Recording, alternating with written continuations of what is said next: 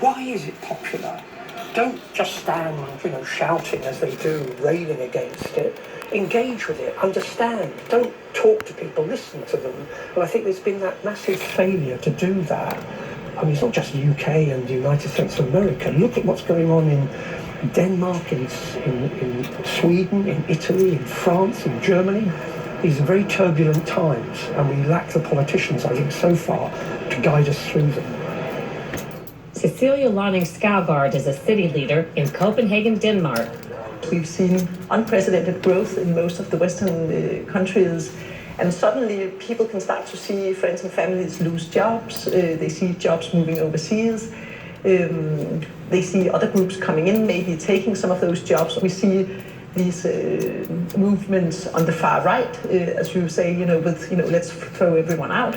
Also on the far left, let's tax everyone and, let's use all the money on saving the planet, which is definitely very, it's very sympathetic, but it's also slightly unrealistic, right? And I think, overall, mainstream politicians have failed to put in place a new vision. Some, like businessman Sean Russell, embrace the political upheaval. I anticipate a decline of the traditional two-party model. Why is that? Because I don't think that there's much confidence people can have in either of those two red or blue parties any longer. They are publicly disintegrating. And it's a very, very slow and ugly process. But many critics, like Naomi Long, insist populists are dangerous. She leads Northern Ireland's centrist Alliance Party. I think that there's a lot of that sort of snake oil salesman kind of politics going on. And although people are charmed by it because they see that people have great charisma and they sell a great tale, I think ultimately it will leave people feeling more disenfranchised and more angry. And I think that that's a huge challenge for politicians, because when those people who promise much deliver nothing, I think people will be more angry than they were with the pace of politics that went before. She says that applies to Brexit, the popular movement of Great Britain to exit the European Union, led by Nigel Farage, and the pro-Trump movement across the pond. What do you make of the fact that most of the people we've talked to in Europe so far consider populism, whatever that means to them, to be something negative, Trump to be something negative? I think there is a negative side in the sense of sort of disrupting norms of civility, and there's no question that Trump's done that Farage has done that to some extent, a lesser extent. So they're not behaving according to those norms of civilized discourse. However, on the other side, I think that these parties are bringing to the surface issues that have been neglected by the mainstream parties. The appeal of populists may continue to elude critics and feed the trend. How does this end? I suppose I've studied history all my life. I suppose the argument is badly. I think it will get nastier before it gets better. How it will end will depend upon how the political class gets its act together, starts listening to people and addressing the issues that concerns them, comes down from Mount Olympus and talks to people. A new study recently concluded that Trump's win was never based on hostility or prejudice, but his open appeal to, quote, an existing reservoir of discontent about changing American society and culture. Coming up on Full Measure, did the government wrongly spy on U.S. citizens during the 2016 campaign? Ahead of a key report being issued, we hear from the man at the center of the question, former Trump campaign volunteer Carter Page. Morgan Furniture in Dexter, Missouri is your spy on U.S. citizens during the 2016 campaign. Ahead of the key report being issued, we hear from the man at the center of the question, former Trump campaign volunteer Carter Page.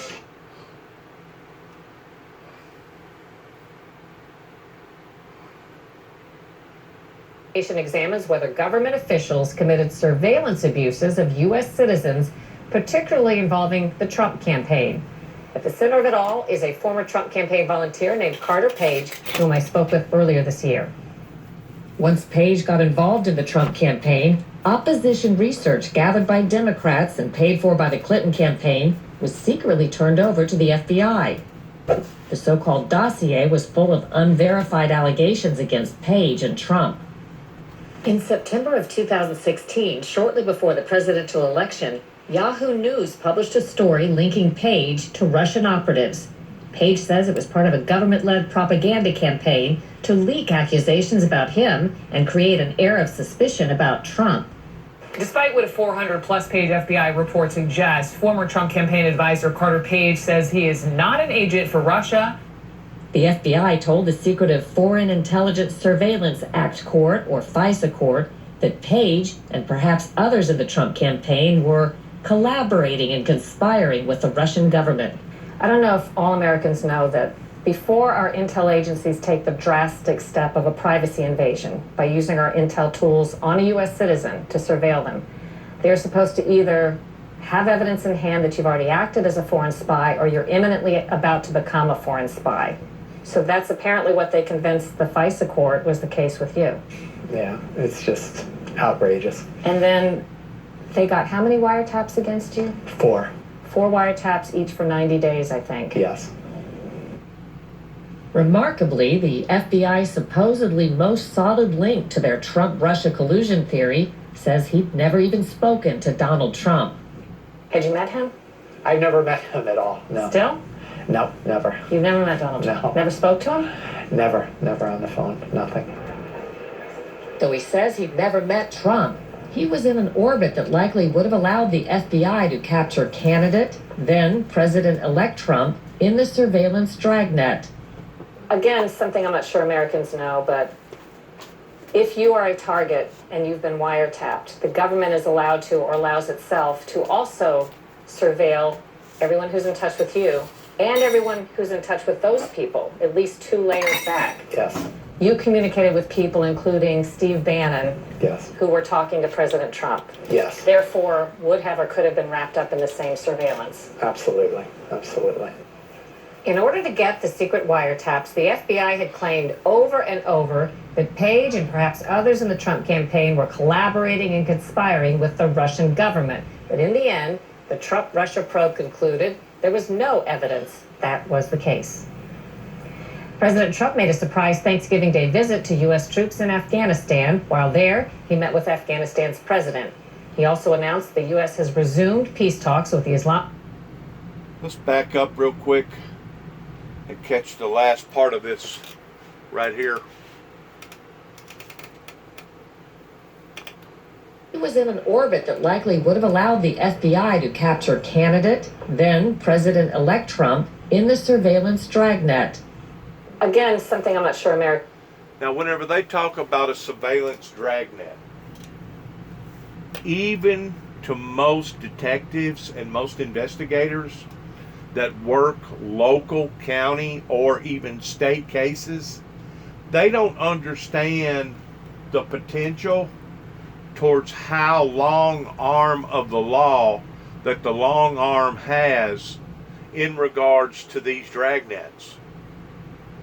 Whenever the episodes took place in my life in 2009, not only did I feel the long arm of Big Brother basically snooping down my shirt collar in 2009 leading into 2010 whenever they had me evaluated up in downtown Chicago in MCC by Dr. Dana. But since then, they have still routinely maintained some sort of surveillance on me because trying to build a profile about me. And I know that you may be saying, well, how do you know that, Jubby? How can you verify that? I'm going to tell you how I can verify that. Shortly after coming back here in 2014, I got involved in an entrapment right here at 291 Thompson Road towards David and I, before he passed away, towards being involved in our own personal investigation of a family across the road that had children that we felt like that the children was being exposed to an atmosphere that was not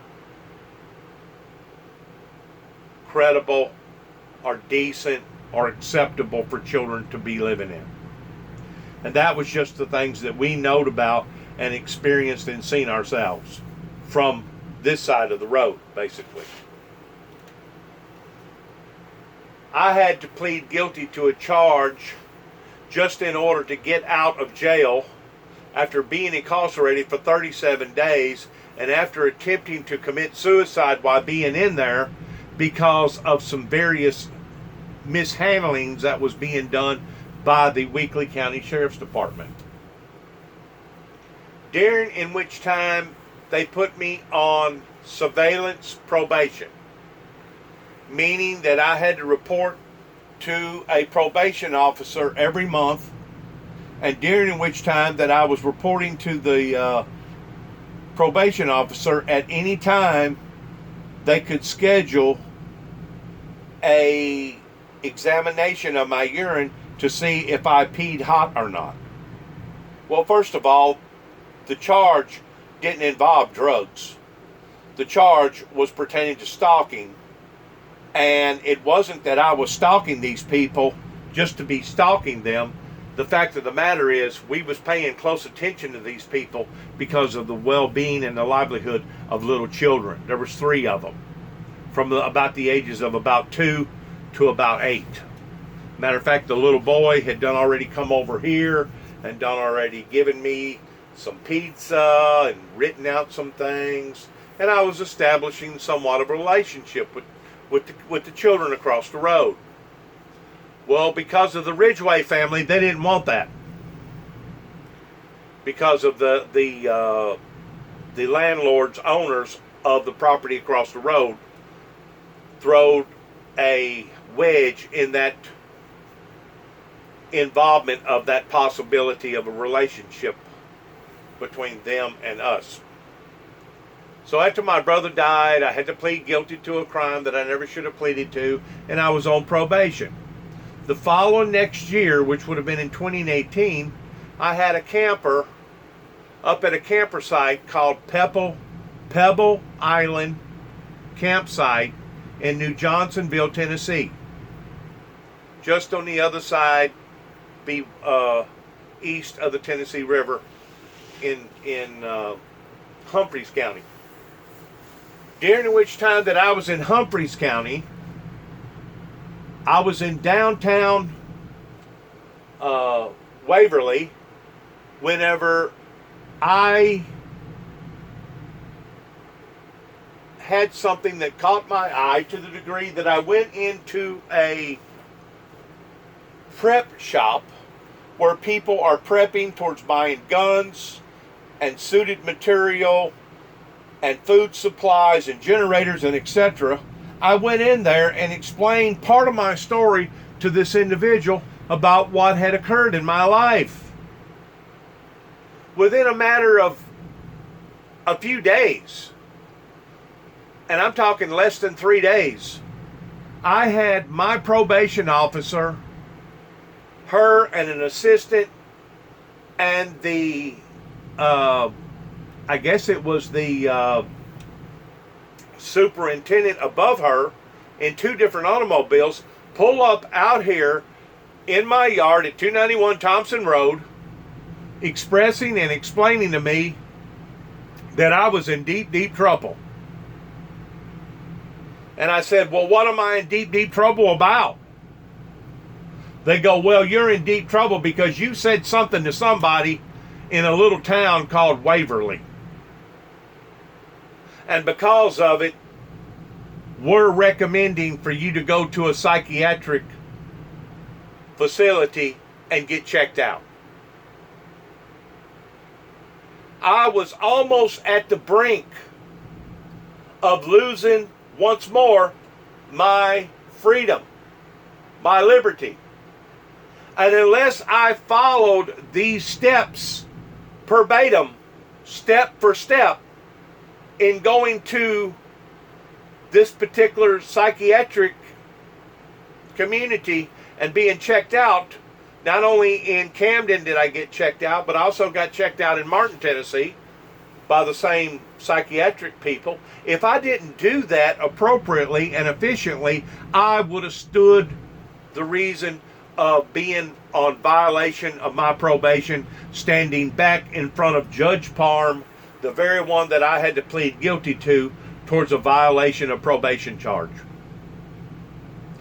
That call went out on I don't forgot the name of the web, but it is an international website in regards towards people that had already rung the bell in regards towards being black flagged of concern of terrorism here in the United States. So when they talk about the very thing that they just got through mentioning, let me back it up one more time so you can catch hold of this. No, never. You never met Donald Trump? No. Never spoke to him? Never on the phone, nothing. Though he says he'd never met Trump, he was in an orbit that likely would have allowed the FBI to capture candidate, then President-elect Trump, in the surveillance dragnet. In the surveillance dragnet. These international national surveillance dragnets, like I said, to most detectives, to most investigators, they may have read about it, but as far as them actually being associated or adapting to that type of network, it really goes above their heads to some degree, and there's only a few of them out there that are aware of the long arm of the law that can do these things. Just like in 2009, whenever I first rung the bell and wound up on national TV out in Oklahoma City, Oklahoma, they was dragnetting me towards me being up in Kentucky.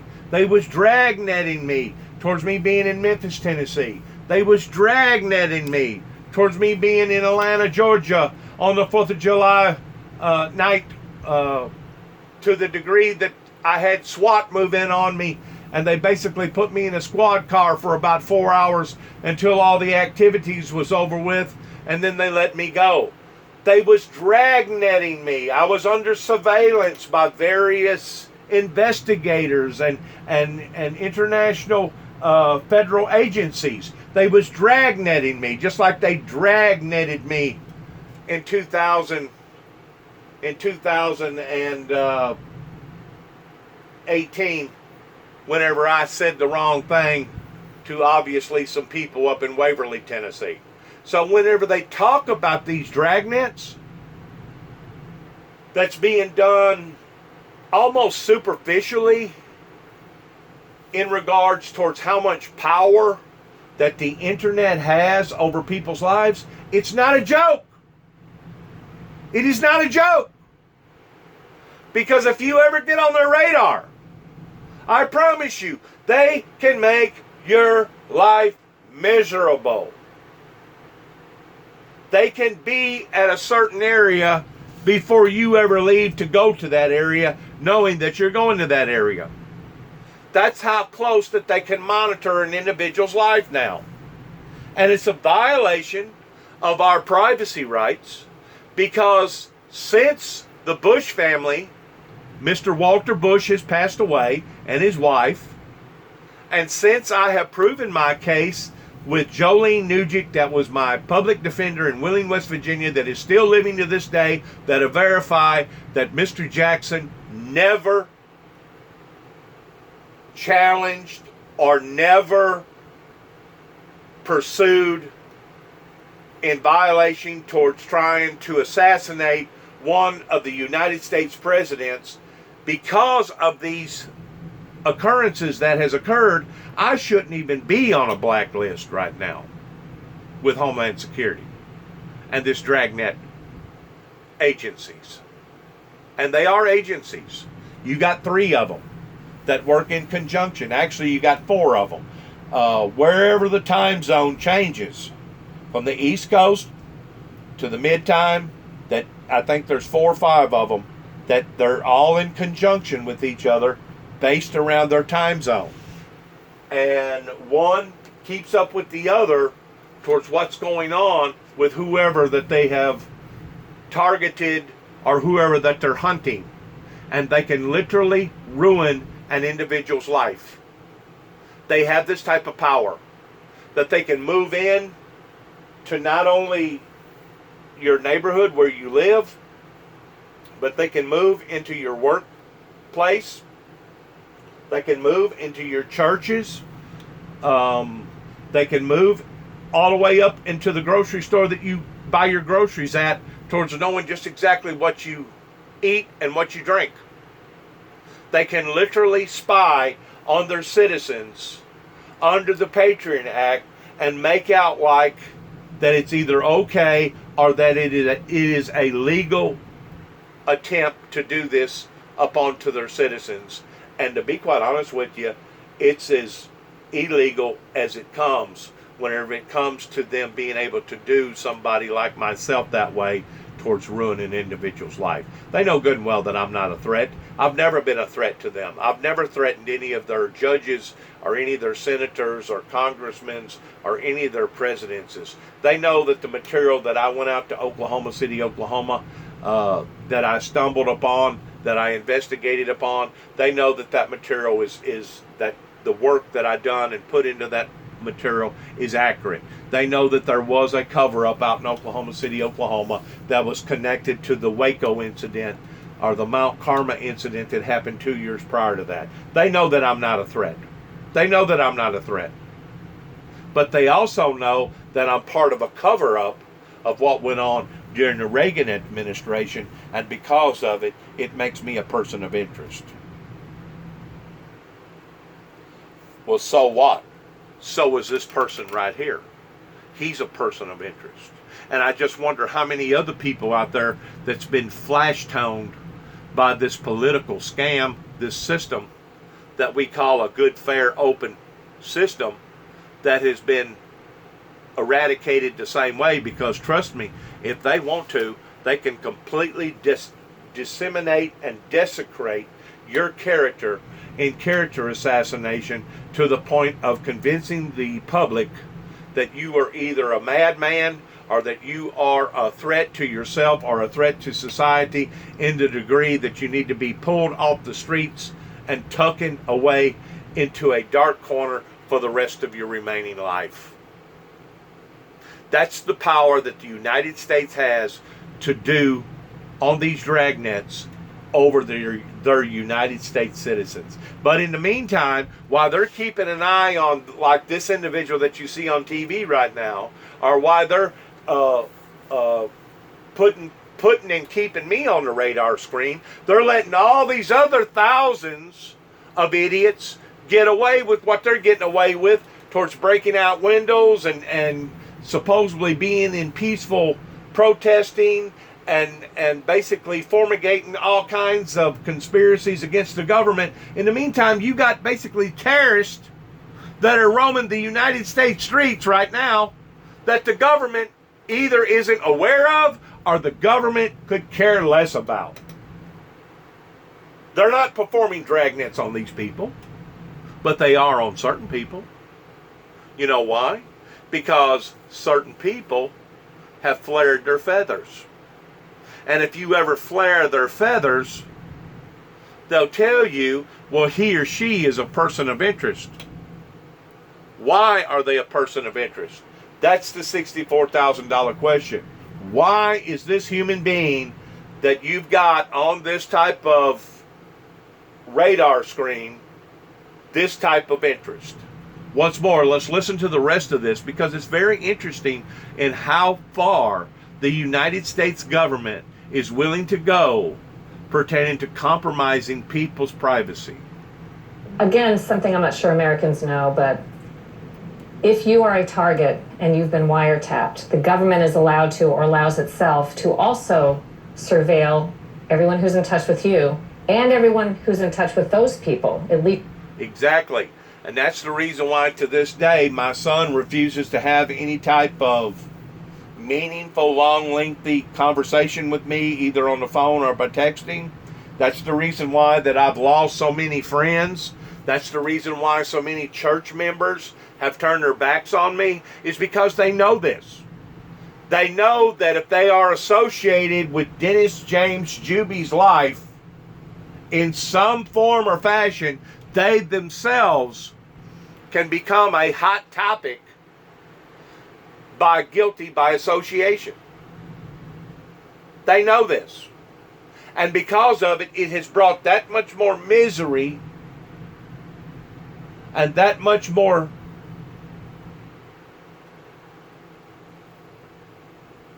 hardship upon my personal life in the format of being terrorized by my own government. Terrorized either by local government, state government, or federal government. And this is supposed to be the land of the free? This is supposed to be the land of the fair? Especially whenever I can validate and prove my work towards what I discovered in Mount Carmel, as well as Oklahoma City, Oklahoma. There has to be some sort of breaking point in how far the United States government can go whenever it comes to violating people's privacy acts, because that is part of our Constitution pertaining to our Constitution. And whenever you start stepping on my rights of that in which what my father and my uncles and cousins and great-grandfathers was willing to sacrifice their lives for, which was not only their Constitution, but my Constitution too as well, whenever you go to violating those principles, then you no longer have a free, open, fair democracy. Now you're operating as a communist control country. Now you're operating beyond the boundaries of where you should be operating on. And trust me, these people can literally make somebody's life absolutely miserable. This individual's life right here that's being tormented, terrorized, it's over political affairs. My life is being terrorized and tormented over spiritual affairs, over church affairs. They know that I'll never run for governor or for mayor or for some sort of representative, state representative or Congress or whatever. They know that my leading role in society has never been a leading role in their system pertaining to politics. But because the second leading role in society here in America is based around religion, oh, trust me, they probably watch me as close, if not closer than they do that individual, because they're afraid that I'm going to get some sort of gathering,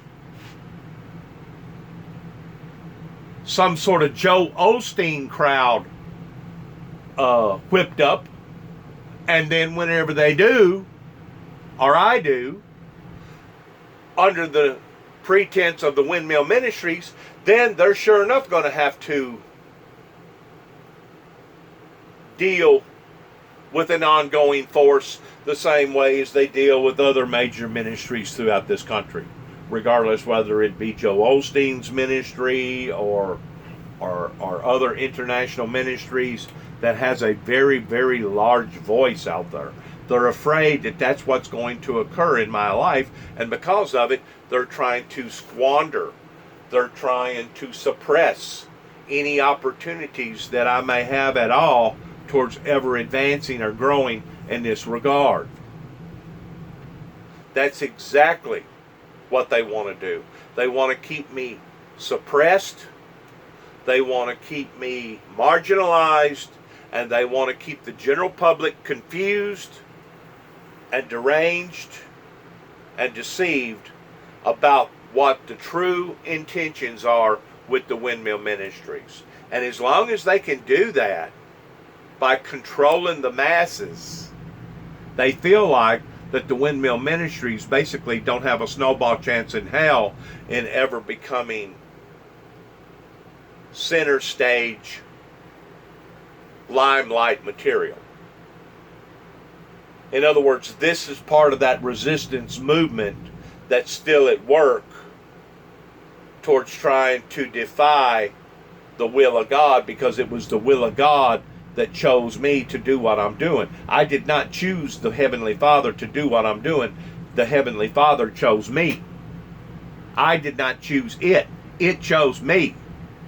And because it chose me, I have put up a struggle and a fight in the past 30 plus years that probably most of them has underestimated here, not only locally, but statewide as well as federal wide, pertaining to how in the world is he still going? How in the world is he still talking? How in the world is he still putting out his message? Even though it's to a selected few, he's still going. He's still breathing. He's still living. How is that happening? I even astonished my very own son to that degree. It's like, Dad, I can't believe it. You're still alive. How come they didn't take you out in the last episode, in the last close scrape that you was involved in, regardless whether it was in Oklahoma or Kentucky or Tennessee or Atlanta, Georgia? And the simple reason is this: God is protecting me, and God is got me in his hollow hand, because if God was not protecting me, and if I wasn't in God's hollow hand, I promise you, something horribly, horribly bad would have done already occurred in my life. To the point that I wouldn't have a life. And if I don't have a life in this life, then I'm not considered to have a great deal of influence while living in this life. And that's what they would love to see me do. They would love to see me break down and basically cut my own nose off to despite my face, to the point that either I suffered in health to the point that my health deteriorated and I died, or they would hope that I would go to jail the rest of my life. That way I wouldn't have the opportunities of putting out material like I'm putting out right now on YouTube and on Facebook, or they would hope that I would do something insanely crazy to the point of breaking the law and then I wind up in jail that way, or they was hoping that I would just kind of give up and tuck tail and run. Well, I've proven to them in the past 30 plus years that I'm not tucking tail and running. I'm not going to become a deserter in this mission that I feel like that God has called me into be a part of, towards orchestrating the Windmill Ministries. I'm not going to be a deserter, and that's what they would love for me to do right here in the Kenton, Union City, Martin, Dresden, Greenfield, Rutherford, Bradford, Mason Hall, Dyersburg, Jackson, Tennessee area. They would love for me to be a deserter in this mission that I feel like that my Heavenly Father has called me into. They would wave a banner of victory, saying that they had won the war if I give up this mission. In the meantime, while people's lives are being turned totally upside down, suffering untold, not just here in America, but throughout the world. People's lives are being turned totally upside down to the point of having no jobs, not being able to feed their children, not having no future. A futureless society has arisen. But I believe that there will be a greater society that will rise from the ashes, pertaining to the meek inheriting the earth. The elect will eventually wake up, and they will eventually smell the you-know-what that the government has been scooping out to all the American citizens, especially whenever we're trillions and trillions of dollars in debt and there's no hope in sight. I'm hoping that this will be before the fact and not after. But the fact of the matter is, this government has went beyond its privileges to be able to dissect, dialect,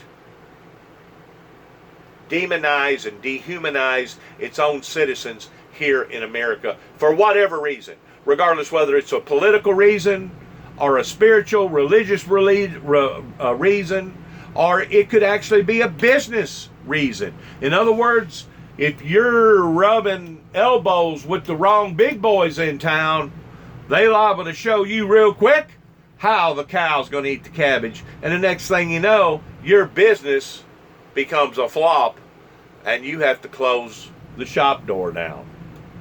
Regardless whether you're cutting hair, selling Mary Kay makeup, or you're trying to run a tavern or a bar or a restaurant, or you're working on cars, or you decide to get out here and start digging holes and being a plumber.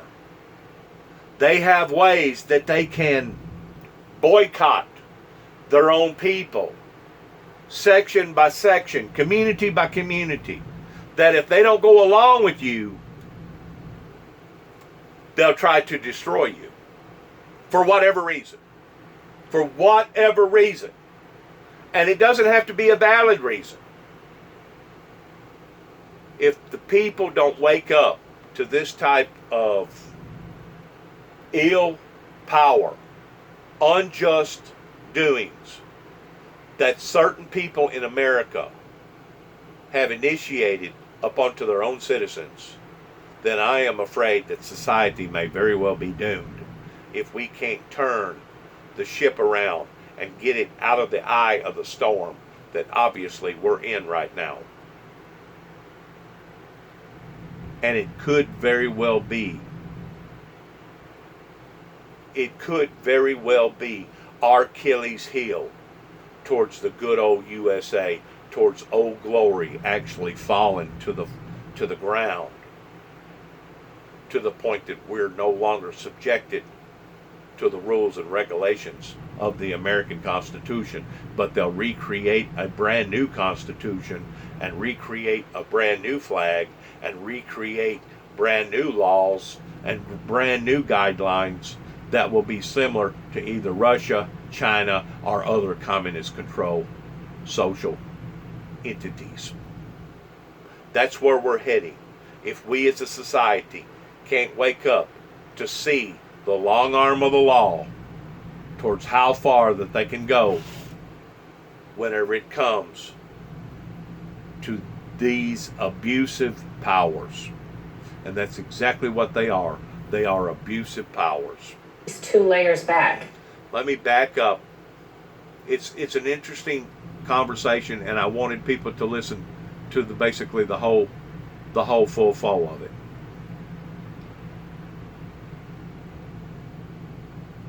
Others of the Trump campaign were collaborating and conspiring with the Russian government.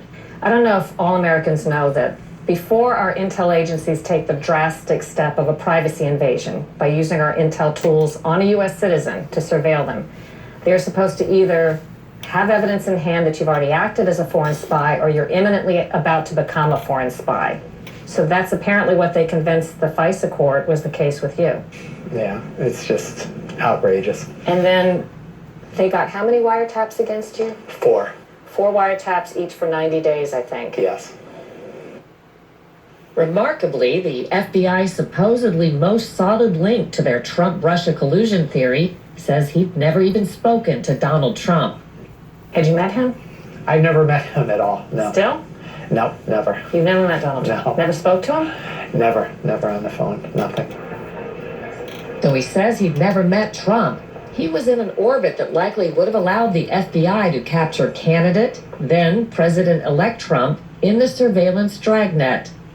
Again, something I'm not sure Americans know, but if you are a target and you've been wiretapped, the government is allowed to, or allows itself to also surveil everyone who's in touch with you and everyone who's in touch with those people, at least 2 layers back. Yes. You communicated with people, including Steve Bannon, Yes. who were talking to President Trump. Yes. Therefore, would have or could have been wrapped up in the same surveillance. Absolutely. In order to get the secret wiretaps, the FBI had claimed over and over that Page and perhaps others in the Trump campaign were collaborating and conspiring with the Russian government. But in the end, the Trump-Russia probe concluded there was no evidence that was the case. President Trump made a surprise Thanksgiving Day visit to U.S. troops in Afghanistan. While there, he met with Afghanistan's president. He also announced the U.S. has resumed peace talks with the Islamic extremist Taliban, who have been waging war against the American-supported Afghan government. Just to do a follow-up on what they're talking about right now, I have noticed in various situations, regardless whether I was going to Knob Cross, all the way up in southern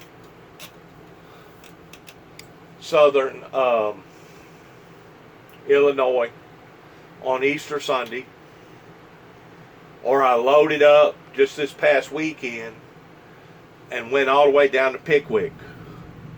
I have noticed, because of my phone tapping on various towers, they immediately alert various officials, oh, by the way, this individual, we know that he's in this particular area, in this county.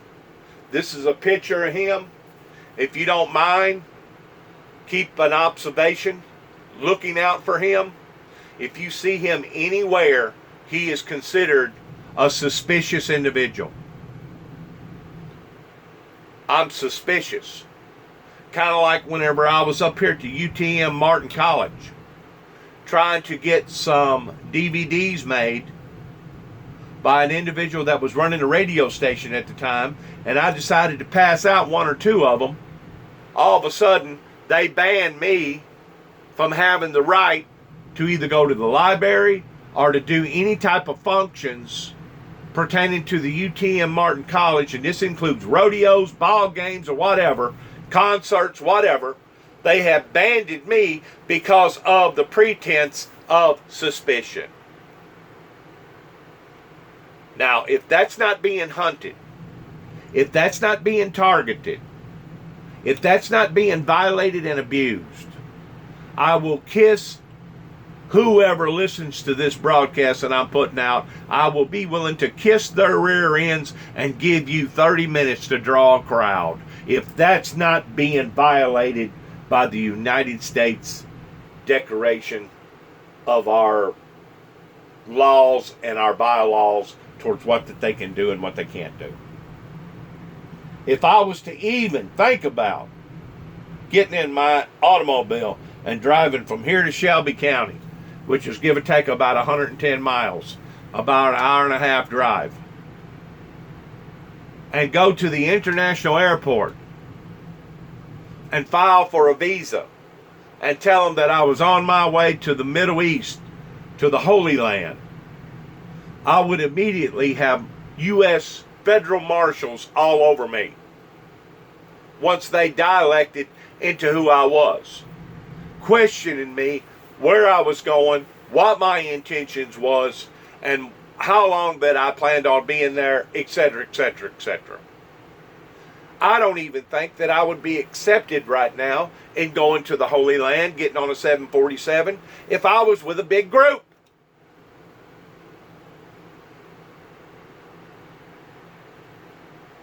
Regardless whether it was a church group or just a regular group. Bordering up, going to the Holy Land, being on like a 3-day tour, and getting a big senior citizen discount. I don't even know for sure that they would allow for me to get on an airplane because of all the junk that they've got typed up about me. Once more, the Bushes, Mr. Senior Bushes, are dead. I never threatened that president and can validate it. I didn't threaten none of them people out in Oklahoma. I was dead on head pertaining to my research towards there being a government cover-up out there. These people here in Weakley County are the people that tried to make me out to be a homegrown terrorist by falsifying files. These are the people that have brought suspicion into my life. Once more, the Windmill Ministries did not fail the people, but it was the people, part of the people, the bad people, that failed the ministry, and because of it, they have stifled, they have tainted, They have corrupted, they have manipulated people's minds in thinking that it's the Windmill Ministry's fault, and the whole time it ain't our fault, because we done our jobs by getting our message out before the people as being messengers. We done our part. We done our part. It was the people that was supposed to have backed us and supported us and helped us get our message out to the general public that much stronger and that much longer, that they have failed to support the man of God in the hour that they was supposed to have supported the man. And now things has become topsy-turvy, things are collapsing, and things are getting worse and worse on a day to minute per hour to hour level. It is so sad in what is occurring here in America after 30 plus years after the development of the Windmill Ministries that started in 1989, that put out tens of thousands of dollars worth of material over the surrounding 25 or 30 states. It is so sad that these occurrences now are taking hold in this type of resistance movement, that the evildoers, the Antichrist spirit, has brought up into society. It is super, super sad. Good luck to all of us. Thanks again for listening to the Windmill Ministries, and we wish each and every one of us the best of luck.